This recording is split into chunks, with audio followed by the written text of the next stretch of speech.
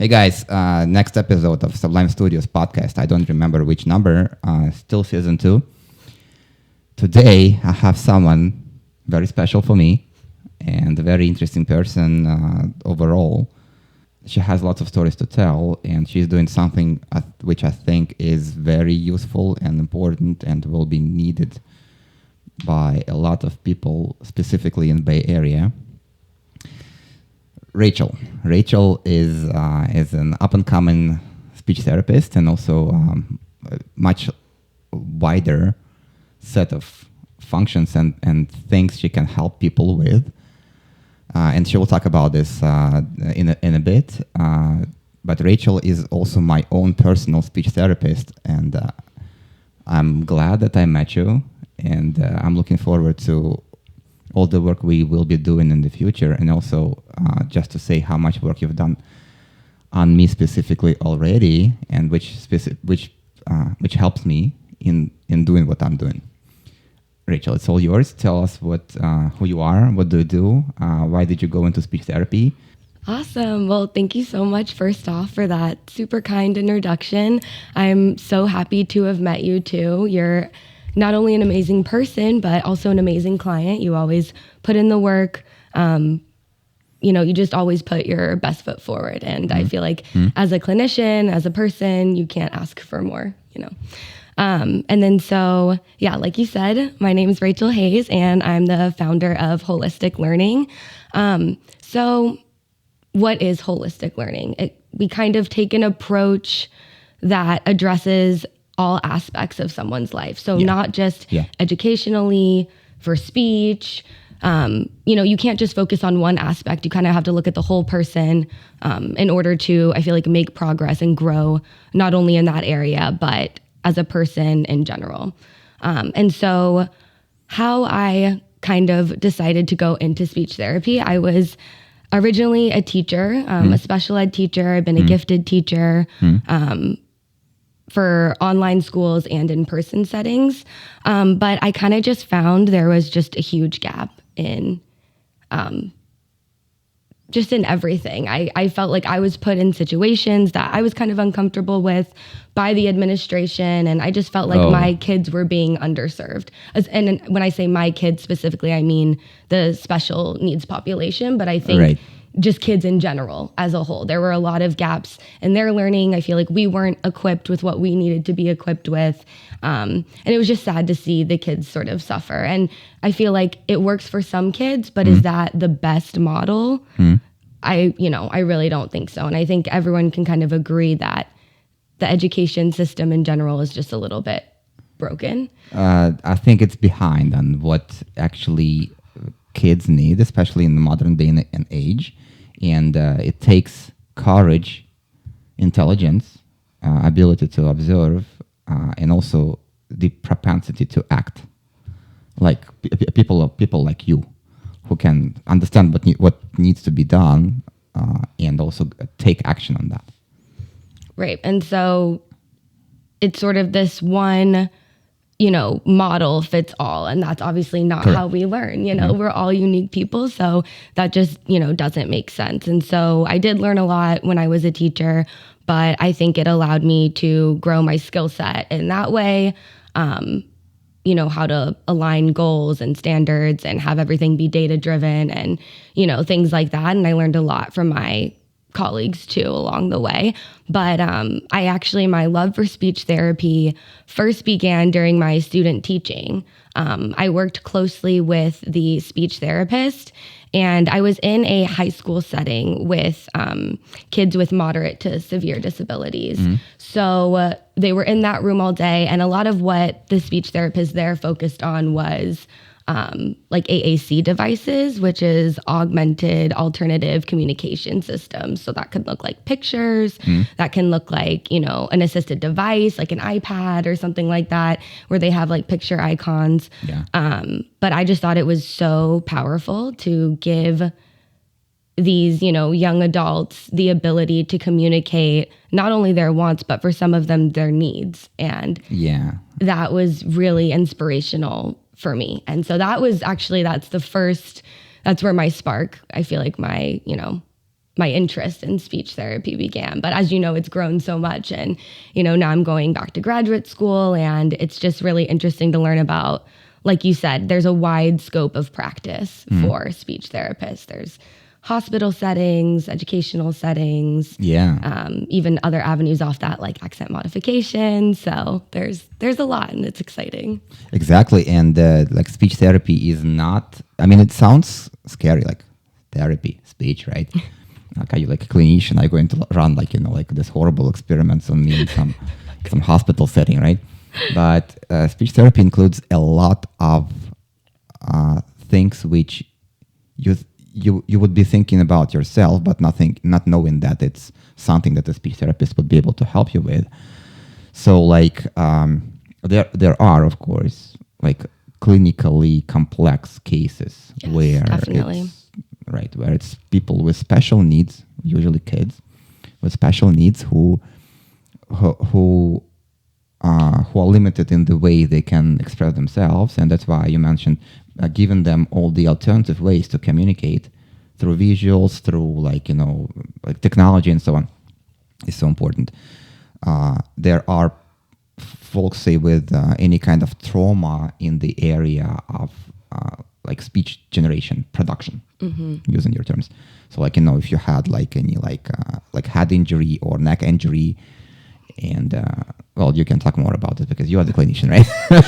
No, but you're exactly right. Like in the medical setting, if you have any type of like TBI, traumatic brain injury, that can obviously affect your speech and the way your brain sends those signals to, the parts of your mouth and the parts of your body that you need to move the way that you need them to move in order to produce speech that's intelligible. And, when you really start thinking about it, it's a lot of nuanced movements that we have to make in order to make all of these sounds, which, we experience during our sessions too for accent modification, because, especially like vowel sounds, it's a hair of a difference sometimes in the way that it sounds. So, yeah. Yeah, there is a lot to that. So wrapping up my thought on my previous thought, everything from like heavy clinical cases where you have to regain or learn something which you never had before, all the way into accent removal, modification. Not like, I don't think it's like full removal, but modification. Exactly. Right? All the way into those speech patterns which you probably could have picked up for whatever reasons. So again, a lot of the speech difficulties or disfluencies, as we call them, come from like childhood times, because what could have happened, and what usually happens in a lot of cases, a child is either showing the signs of difficulties earlier when they're learning to talk, or they are doing fine until some age. This was my case. So around the age of like 9 or 10, I don't really remember, I started to clutter words together.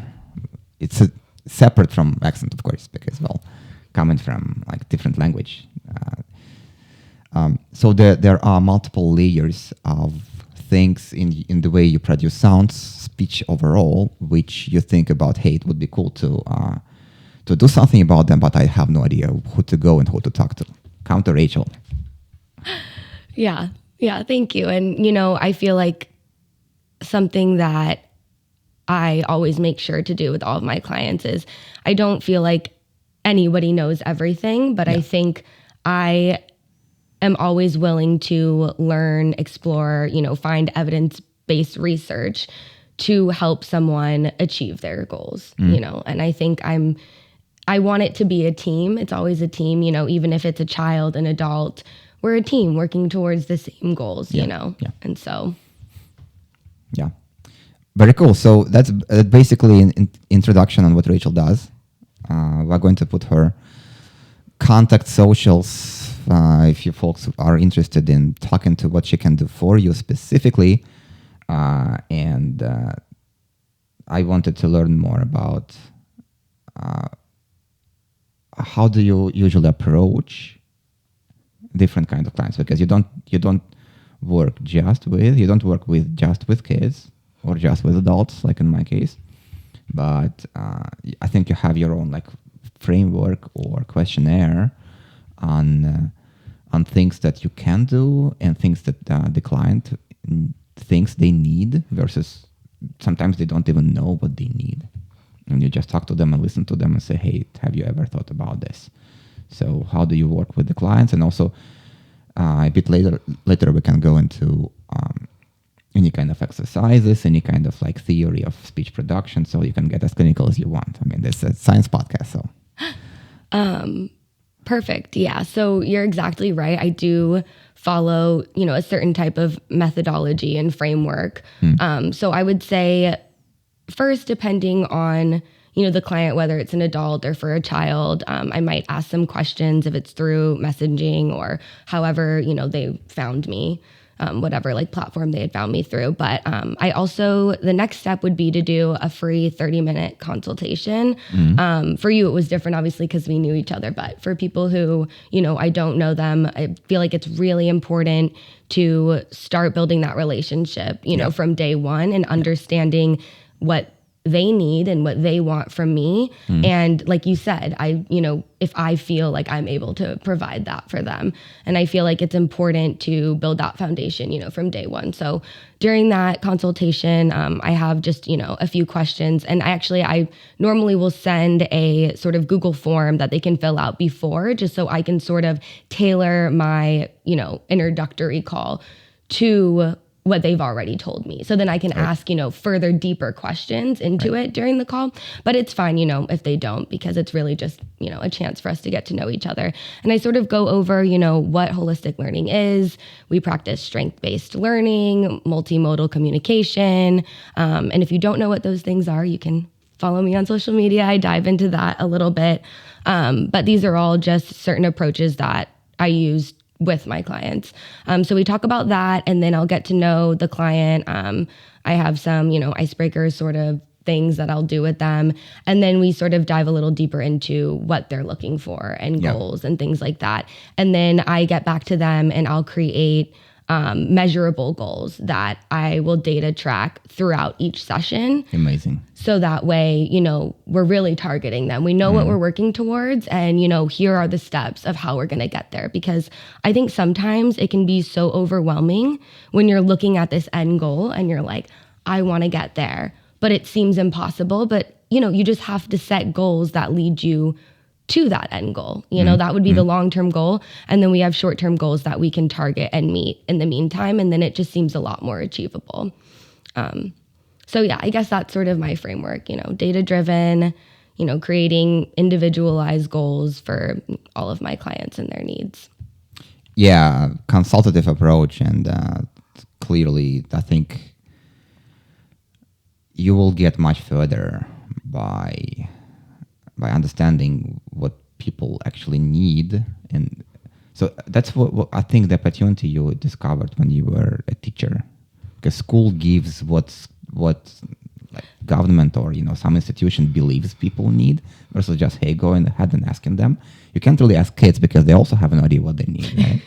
But you can observe and you can make some conclusions. Very cool. I love it. And I'm a client myself, so clearly I wouldn't be recommending something that doesn't work for me.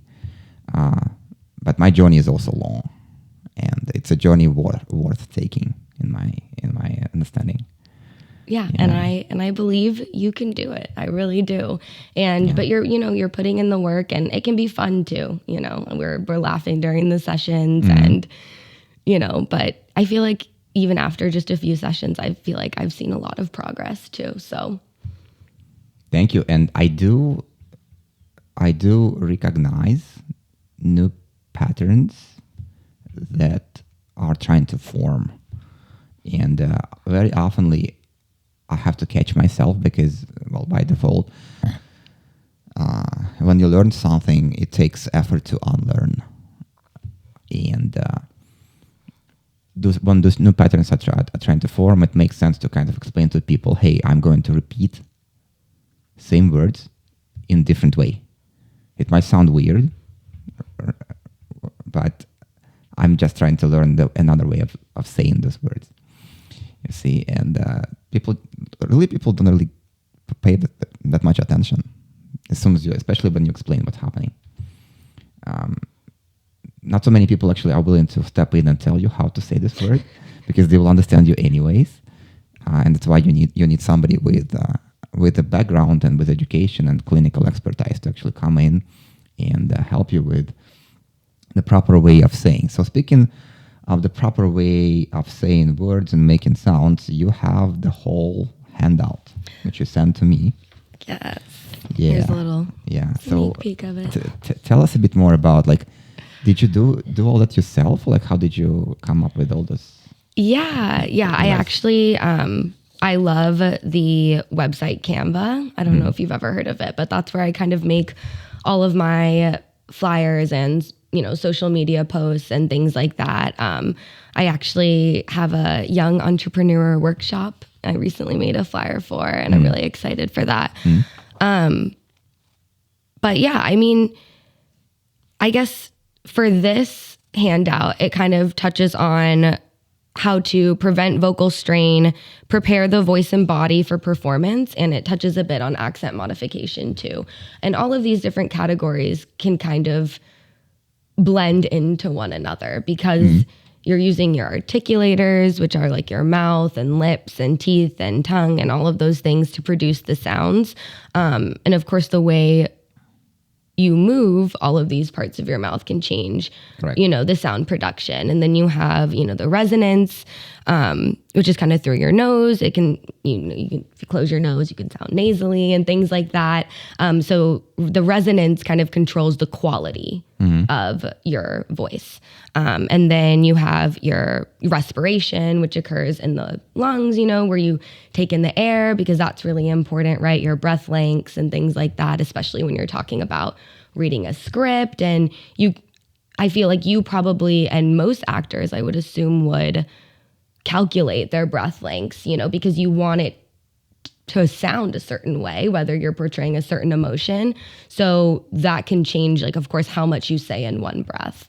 If you're yelling, if your volume's louder, right, you're releasing more air. So then obviously your, syllables per breath is going to be less. So all things that, you can think about and work on in order to improve your vocal quality and vocal performance for, whatever it may be for.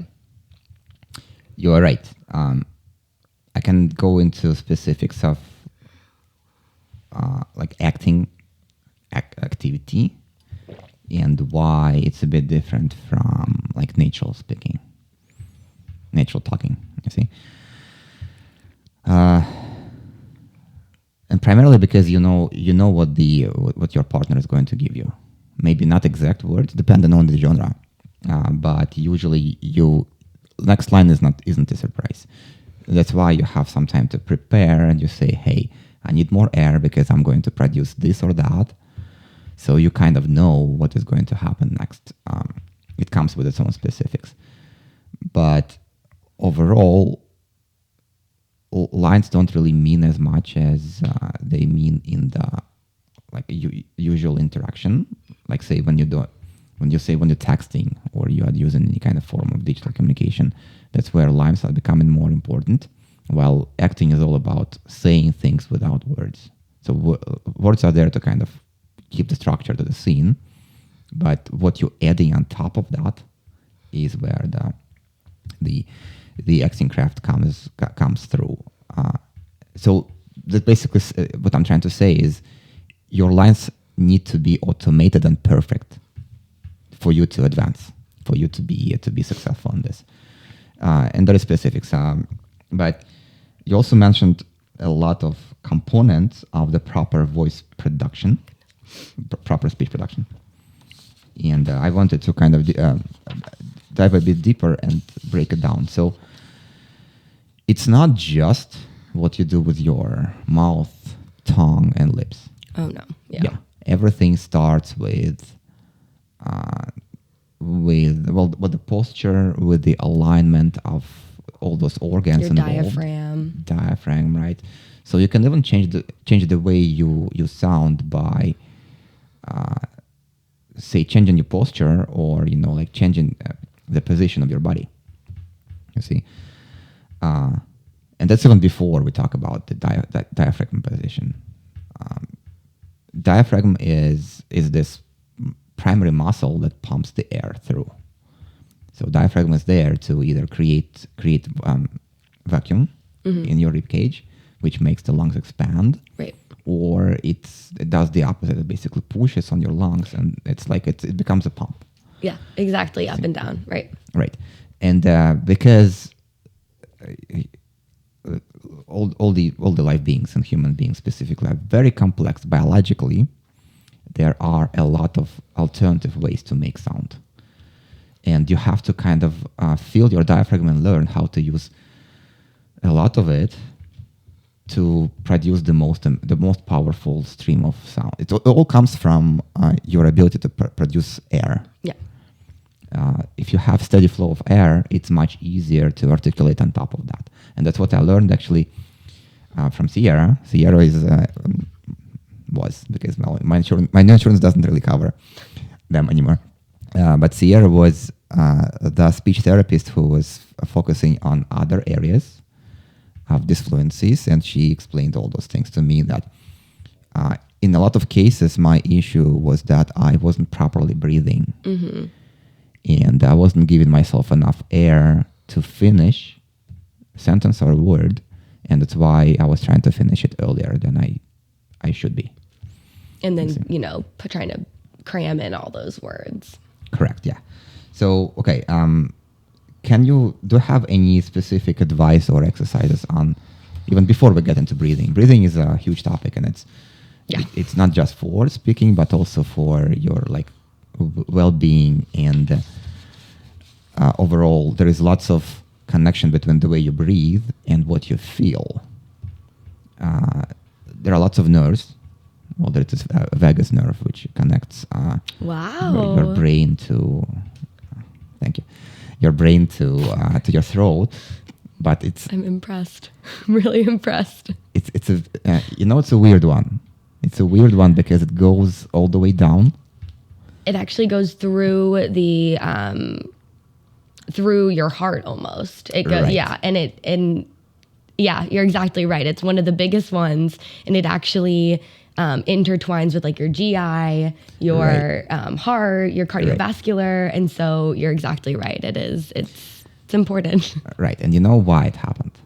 It would be weird to have a nerve which innervates your throat to go all the way down to your stomach and back. Right. How on earth is this a good design, right? But okay, so what happened is if you look at fishes, mm-hmm. Fish has this nerve that connects their brain and throat straight. You see? But also what fish has that humans have very differently. So their gills are right in their head. You see? Right. So that nerve goes through their gills to their throat. Oh my gosh. You see? With humans though, those gills moved all the way down into the body. And we developed a neck. Yeah. And the nerve moved with these gills all the way down. You see? Yeah. It just happened that way. That's amazing. That's one of the reasons why this vagus nerve is so weird, but also so important, and it innervates a lot of organs on its way getting to the throat, and you have a lot of those physical reflexes which make you feel in a specific way. Say, when you feel scared or mm-hmm. you feel a really strong emotion, you feel like your throat gets tense, right? But also your heart may give you palpitations, mm-hmm. or your breathing speeds up. Right, or your breathing changes because it's very same nerve. Yeah. You see? Okay, sorry to probably you should be telling this section. No, I'm so impressed, and I feel like you can always learn from someone, and you never know someone's knowledge because apparently that's supposed to be my expertise, but you actually know a lot about it too, and it's just, I love talking about it. Obviously, I'm, pursuing that, and mm-hmm. I love it. And I've been learning a lot about the anatomy and the physiology behind it and sort of the why people experience these, speech disturbances, what happened and what happened to the brain, where, I guess, along the way is the connection being lost, why is someone not able to do certain things. And I think that's fascinating. I think it's super important too, because that will also affect your method of treatment too. Exactly. It's very specific to each individual case. Yes. And understanding where it's coming from is part of the therapy. Mm-hmm. Exactly. The case history and also a lot of times, especially for these more complex cases, like you're talking about, there's always a multidisciplinary team, that you collaborate with, because there's so many different experts that need to sort of review the case and give their input, because, it's a complex thing, and, there should be more eyes looking at it. And, especially with the mouth, for people who have cancer, that obviously if you have surgery, there's the oral surgeon, there's someone who's going to do the skin grafts, the cosmetic part after the fact, if they had, some of their tongue removed, but, the speech therapist is involved in, those types of cases as well. So, but, like I said, there's so many other team members that can make that recovery possible, and, to think about what type of interventions and treatments are going to be best for that specific client. Exactly. Okay, so let's get back to breaking down the way we produce sounds and speech overall. And your first component of that, and there is a whole set of exercises, and I think we should have this handout somewhere publicly available so people can download. Yeah, totally. If you go to my website, actually, and you put in your email, it'll be sent straight to your email. Very cool. Yeah. Yeah. So you give couple exercises to help with alignment of your body, basically. Yes. And one of them is you should probably tell more about this, because I didn't do them. Maybe I should have before the podcast, or we should have been doing this together. Yeah. And you know what? I'm thinking about making a video of these too. So I know you mentioned that would be helpful. I'm thinking about making a YouTube channel, or we'll see. But regardless, I'd be happy to make a video that kind of goes over these positions. I tried to lay it out in the handout. Like, for example, this one's a really common one, the semi-supine. So you lay on the floor with your knees up. So you're on your back and your knees are up and your soles of your feet are on the ground. And then you put a small book or just a little elevation underneath your head, and then your hands on your chest and your stomach. So one on your chest and one on your stomach. And then you just breathe in and out, feeling it expand and contract. And then, so like we talked about, this promotes breath work coming in, not only in the rate of the breath, right? You're breathing in, you're out, but you're feeling your diaphragm, like you said, rise up, rise down. And that allows your cavity essentially to open up. And so that way you can take in more air too. For whatever type of production you're about to do. So you're warming up that part of your body, and then your spine is, of course, flat on the ground. And so, and like you talked about before, alignment is so important. So that's the first one. And then the next one is helium balloon. So you start from crouching on the floor, and then you slowly roll up and unfold. So it's kind of like what you would imagine like a balloon would do if you let it go. So you're down like a balloon, and then you slowly roll up. And essentially that's warming up all parts of your body to have optimal alignment. So you're starting crouching with your spine, you're stretching your spine, and then you're slowly rolling up. So again, for alignment and body work. And then... and that would make sense, because partially what you're doing is you're trying to make your breathing pipes straighter and shorter because of this. As soon as there is some kind of band that they need to do, it all slows down the airflow. And well, you can't do much about changing lots of physics. The shorter is the pipe, the straighter is the pipe, the less the pressure is in the pipe. You see? And you can push more air through this pipe. So if there are any reasons for the air to be slowed down even before it gets to your mouth, this will take away from your production capacity. So that also helps with, it's similar to what, say, vocalists and singers are doing. Yeah, because it is, Yeah, because for them, they have to be loud. especially if you do like theater and opera. And they experience a lot of vocal strain. I mean, Exactly. most singers have had surgery, honestly, too. Because of the vocal cords strain, overuse, right? And not enough rest, you know. But they all do exercises like this to not only prevent, but also to help too. But yeah. And then the final one is basically the same as the helium balloon, but you actually add voice to it, so you can softly hum. So that kind of helps start bridging that gap of your body and your voice. So very cool. Yeah. Yeah. Awesome. And how often do you need to do this? I would recommend every day, but I would say especially before you're getting ready for any type of performance, where you really want your voice to be as optimal as possible, where you want your articulators to be ready, you want your intelligibility to be at its highest point, your volume, just every part of your body like ready to go if you're looking to have just optimal performance, I guess. So it can be before even acting class.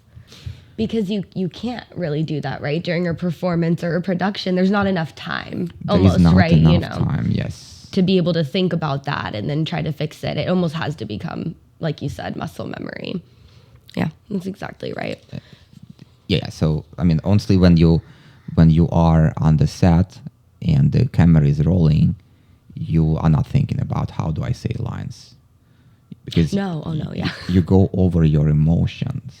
Right. You see, and it's an experience which takes you out of your like reality and puts you into this imaginary world where you are somebody else, and it can be scary depending on what kind of technique you are using.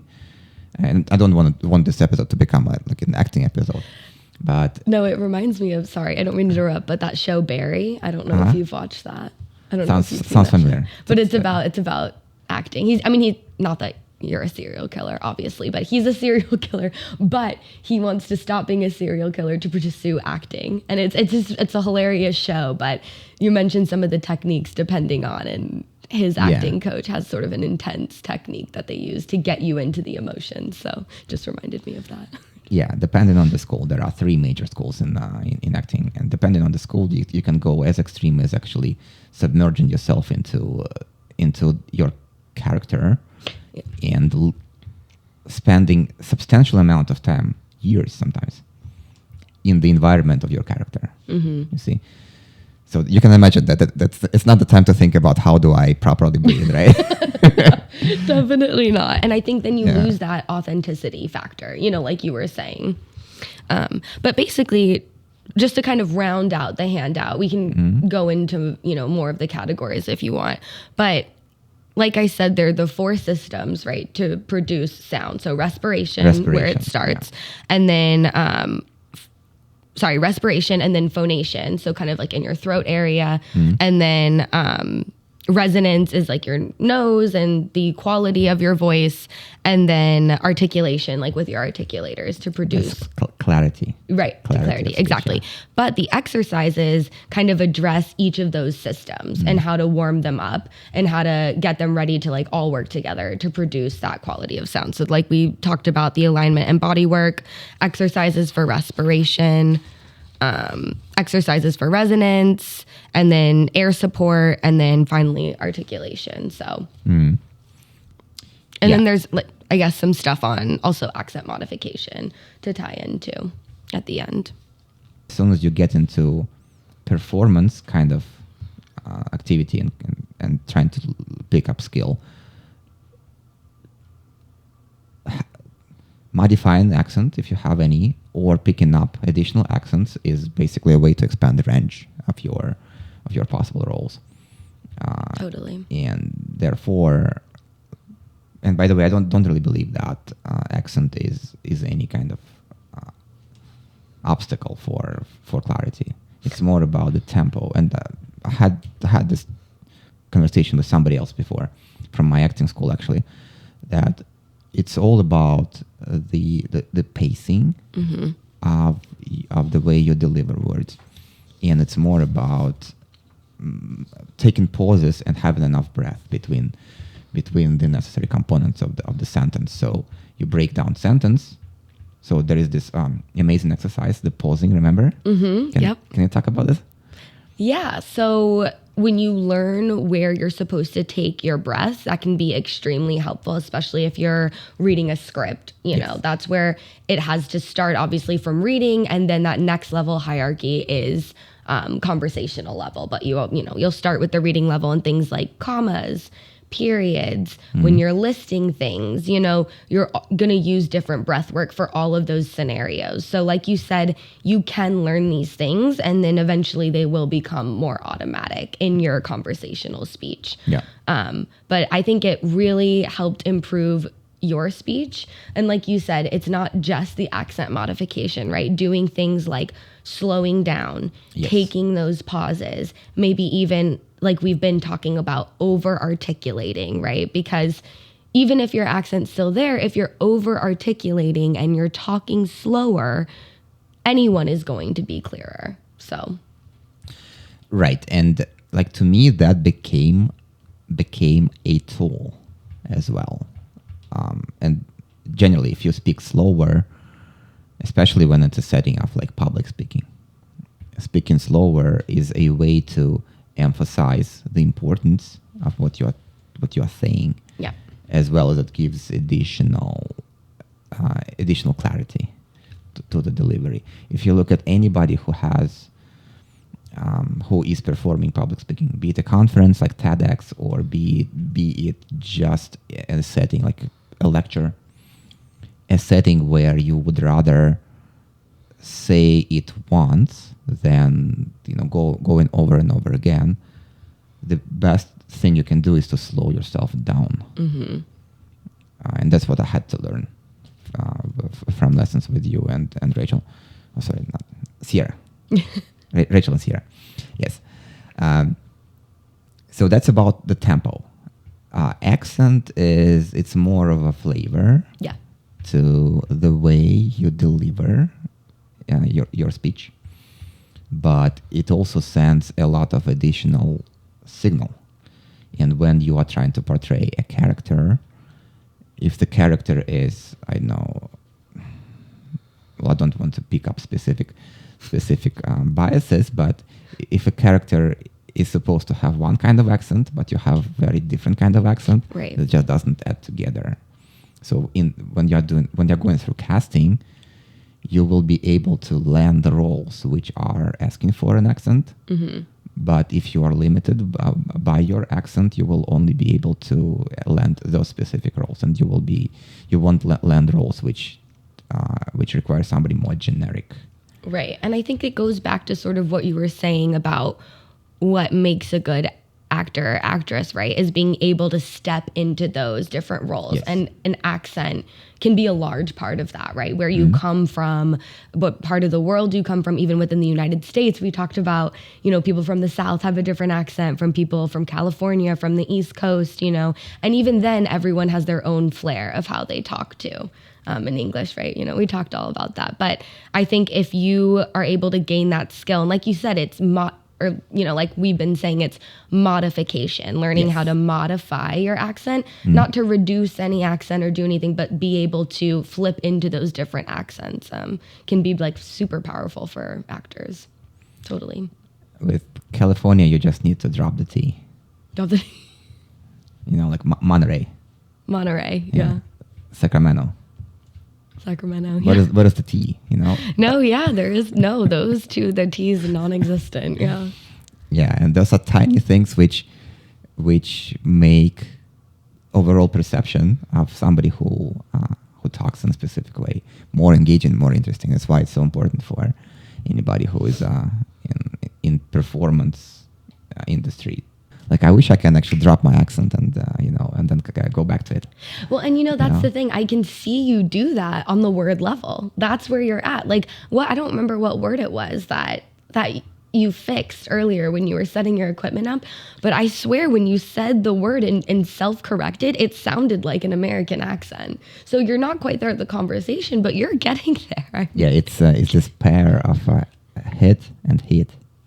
Right. Exactly. But that also, like, it's the T as well at the end, you know, and that's why the word level can be difficult, because it's not only the vowel, but also the T. But you did great. That's what I'm saying. You know, but even with that one word, how many different things do you have to think about, right? I have to think about this, yes. A lot. Not only the I, but the T and the volume and how much air you're pushing out, right? But that's what I'm saying. I mean, we've only had a few sessions, and now already you are sort of, maybe not automatically, but if you think about it, you are able to drop the accent and have almost an American accent. I swear, when you said that word, I was like, wow. If I closed my eyes, I wouldn't think it was you. Thank you. So, yeah, those are examples of what a speech therapist can do to you, for you, and to you. Yeah, and you can take, I know, decades of just trying over and practicing, or you can take a very guided, directional approach to what you need to change, and it will feel weird. Like honestly, when I started to like over articulate and do a lot of those like lips opening, right, like those muscles which move the lips back. You see, I felt them because I never used them as much, so the face might get sore at some point.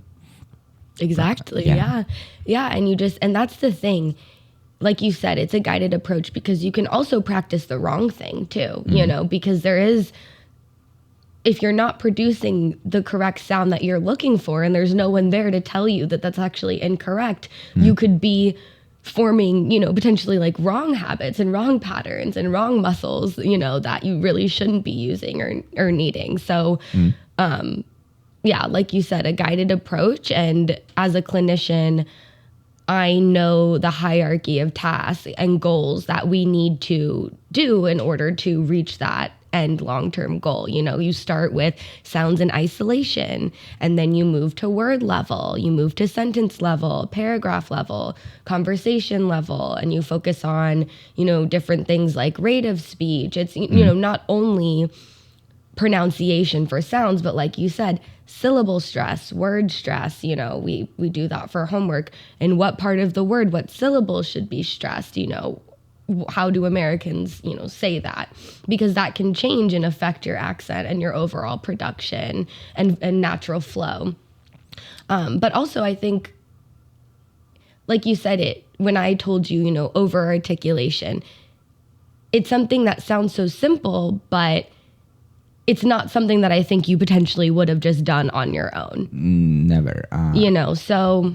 Like, honestly, when I started to think about what to do and how to modify the way I talk, the resources were just very confusing on like where do I even start and how exactly I should be doing it. And like I've been doing those like articulation exercises, like this like lip trails and like all those sentences which exercise specific, say, sound, right, or letter, or whatever, and it didn't really help much, because it's not where the issue is for me, and that's why it's so important for a clinician to first get a really good scoop of the client, right, of the patient, right. To understand what's going on and whether the patient has a good understanding of where the issue is, or they also need help discovering this. Exactly. You see? Totally. Yeah, so I've been doing those like tongue and lip exercises myself, because you can go like on Wikipedia, find an article about like vocal clarity, speech clarity, and they will tell you, hey, go and do those exercises, and then you sit and do those exercises. So the funny part is there is an exercise where you take a pencil, you put it between your lips, and then you try to say like a poem, for example. Yeah. And it will sound weird because like your lips cannot close, so you're not able to produce sound because of this pencil.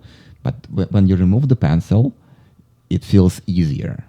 But that's because Yes. you're working those muscles, right? You're Correct. warming them up. And I think there's a similar exercise in the handout, because then you're Yes. warming up other parts than just your lip, and you're having to essentially over articulate in a Yes. way. So makes total sense. Exactly. Yeah.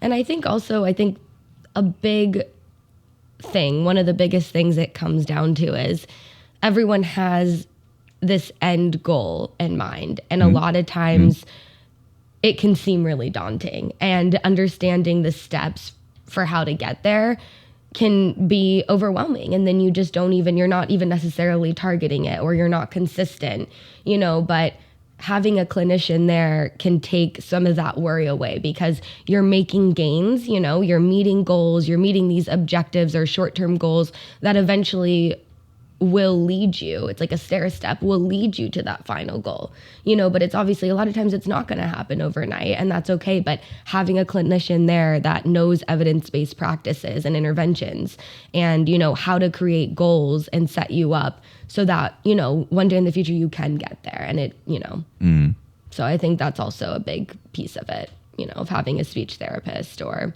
a mentor or something like that. Yeah. And like to set expectations, right? When you work with a speech therapist, like, okay, so my specific issue when I started to work with Sierra was the pacing and the cluttering. So, Yeah. which is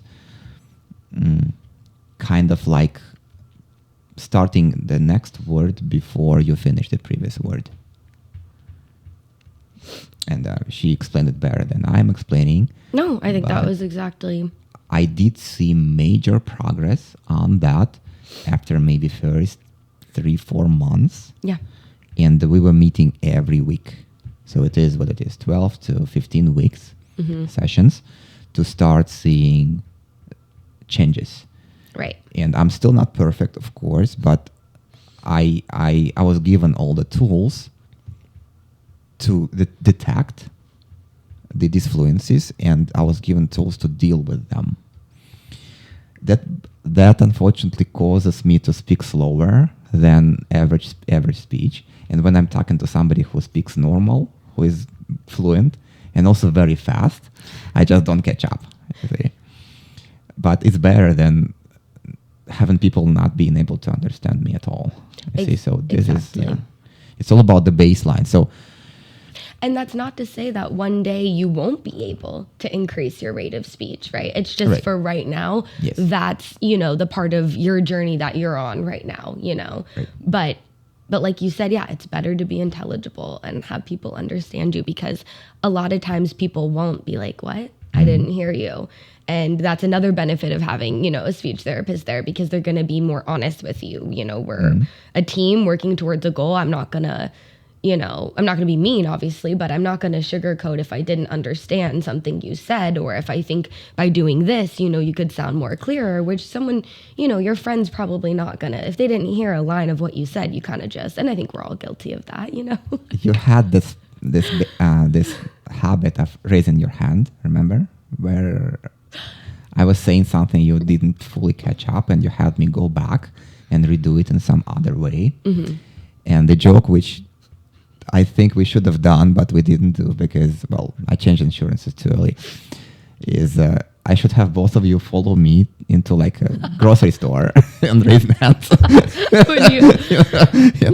the cashier like, who are those ladies? They look weird. Yeah. Well, and actually, I do that with some of my other clients when you do like community-based learning and stuff like that. Not necessarily the hand raise, but, that's a part of, some types of mentorship. But it is when you're ready to use those skills that you've learned in the community. Yeah. A lot of times in therapy, that is the next step, is you go into these community-based settings, sometimes with the speech therapist, so that way you're getting real-time feedback of how that went, because like we said, the cashier might not say something, and it just makes it that much more functional, which is a big part of what I believe in holistic learning and what speech therapy should be in general.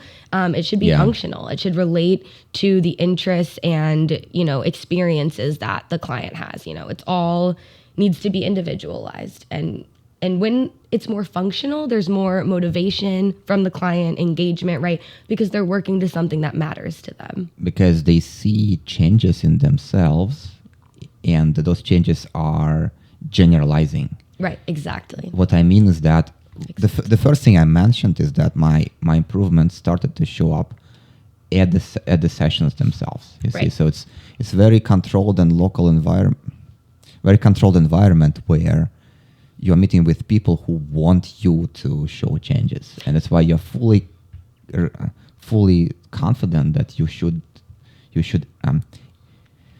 accelerate. And you can make mistakes. Changes. You can make mistakes, and those mistakes are going to be rewarded because those mistakes are a process of changing and learning. And exactly. Yeah. While when you step outside of the therapy and you deal with regular like pressure of societal pressures and common situations, this is where it's somewhat more difficult to apply all the new learnings, and that's why I think this, walking behind the person and raising the hand would be a very cool thing.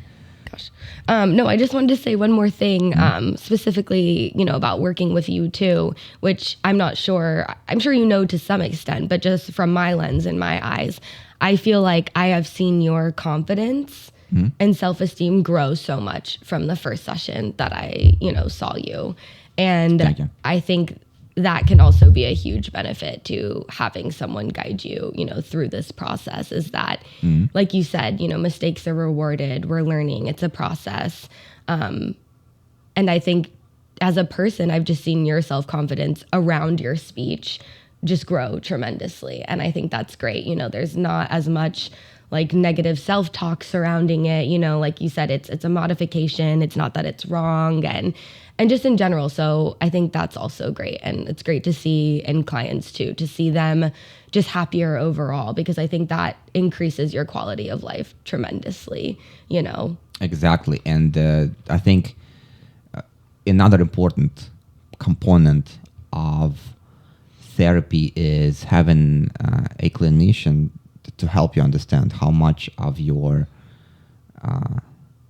well, I don't want to call it a disability because, well, you're quite able, right? Yeah. You're very able, right? How much of those specifics of the way you talk are because of your like physical, biological structures versus how much of it is in your head, say low self-esteem, low confidence, this, fear of failing, you see? So all those things which you have to firstly understand if you have them. And that's where a clinician comes in. Cool, folks. So Rachael has a lot of tremendous advice and really cool techniques and tools on her belt to address pretty much, well, I can't say any, but a lot of very complex cases. So if you feel like you want to learn new ways of delivering your ideas, learn new ways of conveying yourself, or you have this very nagging behavioral pattern which you want some help with addressing, or maybe somebody who will tell you, hey, this is fine, this is part of you, you are the happy, beautiful creature, just go on. How can people find you? Okay, I just want to say I love how you put that. I just really love how you put that and how you described, what I'm trying to provide to people. So that was really great to hear it from somebody else. But yeah, so you can find me a number of ways. First off, you can find me on my website. It's just holisticlearning.online. And then there you can find my other socials. I'm on LinkedIn, Facebook, Instagram. And I give a lot of good tips around, how to create and make interventions more engaging, how to motivate your client. I go over the different types of methodologies that we sort of briefly touched today. And on my website, if you subscribe with your email, you'll get the handout that we kind of discussed today. But also, once you join the email list, you'll be getting a number of different handouts that will give you different tips, strategies, exercises for a number of, different things, depending on, what you're looking for. And you can also schedule a free 30-minute consultation where we can kind of get to know each other and see if I can provide what you're looking for, whether it's for your child, for you, for speech, educational, mentorship, anything regarding that. And right now I do predominantly provide online services, but I am in the North Beach area, sort of Embarcadero area. So I am open to doing in person. You're talking about San Francisco. Oh, well, yeah. Yeah, just But you have to be more targeted than that, right? Because San Francisco's so big. Yeah, I mean, if you... Oh, I guess people wouldn't know, right? Not everyone. If you are not in San Francisco, if you say somewhere in, I don't know, Berlin, hit Rachel up and she can figure out the Zoom for you. I probably could. I could probably figure it out. But yeah, and of course, so sorry. In San Francisco, in the North Beach area, though, more specifically, because San Francisco is pretty large, and I am open to doing... That's where we meet. Exactly, that's where we meet. So yeah, I kind of provide hybrid setting services. And then something exciting too, I just launched a young entrepreneur workshop. And it's really exciting, and I've differentiated it for varying age and ability levels. But it kind of just briefly touches on what it takes to be a young entrepreneur, how to market. We go over terminology,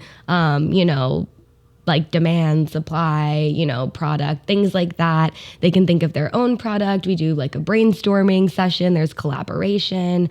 And that's really what holistic learning is all about. It's project-based learning that is multidisciplinary. We're not just sitting here targeting how to read or how to do this math problem. No, it needs to be functional, in a natural environment, something that's motivating to them, where they can be creative too. And so then you're addressing all, a wide array of skills, literacy skills, math skills, technology skills. We, depending on age level, you create a logo on Canva, a flyer that you can put around the neighborhood, just certain things like that. So in the process, you're just learning so much, and having fun too. Yeah, I think it's an element of business school right there. Yeah. Awesome. Follow Rachel. Visit her website. Schedule free 30-minute consultation with her. You will get immense amount of value, and it's free. How can you say no to free, right? Follow us, Sublime Studios on YouTube, Sublime Production Studios on Instagram. Stay vigilant and be open for change. Try new things and invite people who can help you with this into your life. Yeah, and thank you so much for having me. This was such an incredible experience. Like I told you before this, I was a little bit nervous, and I think at times I might have talked a little bit fast, and I felt my heart, beating a little bit faster, but I never raised my hand though, so I was understanding. Yeah. Thank you, but yeah, this is just awesome. Cool. So thank you. Love it. We're done. Perfect. That was awesome. Yeah, I love your business school kind of component, and maybe in a couple of years when you make your first $15 million, we'll have you as an entrepreneur on our podcast. I love Cheers. it. Bye. Bye.